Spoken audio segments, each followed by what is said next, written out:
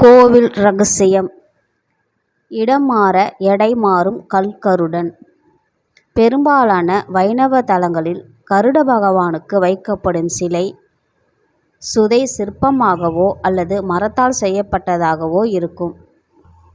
கற்சிற்பமாக இருந்தால் சிறிய அளவிற்கு இருக்கும். ஆனால் இக்கோவிலில் உள்ள கருடன் எந்த கோவிலிலும் இல்லாத அளவிற்கு மிகப்பெரிய அளவிலான கற்சிற்பமாக வடிவமைக்கப்பட்டுள்ளது.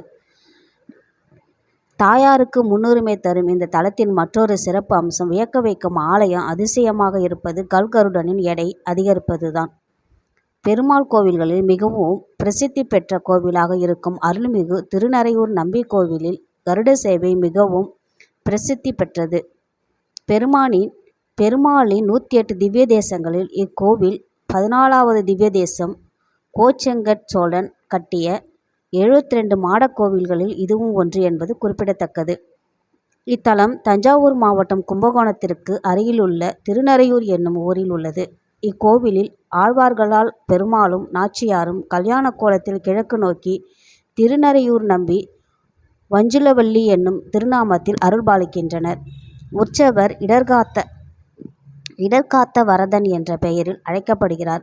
கருவறைக்கு சற்று முன்னால் வலப்புறம் தனி சன்னதியில் எழுந்தருளி சேவை சாதிக்கும் கருடாழ்வார் மிக அழகானவர்.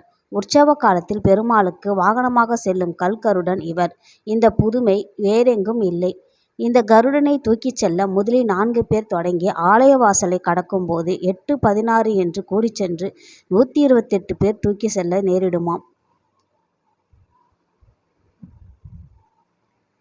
திரும்பும் சமயம் அதேபோல் குறைந்து கொண்டு வந்து 4 பேர் மட்டும் சென்று கருடனை அதன் சன்னதியில் அமர்த்துவார்களாம். காரணம், கருட வாகனத்தின் பாரம் படிப்படியாக அதிகரிக்குமாம்.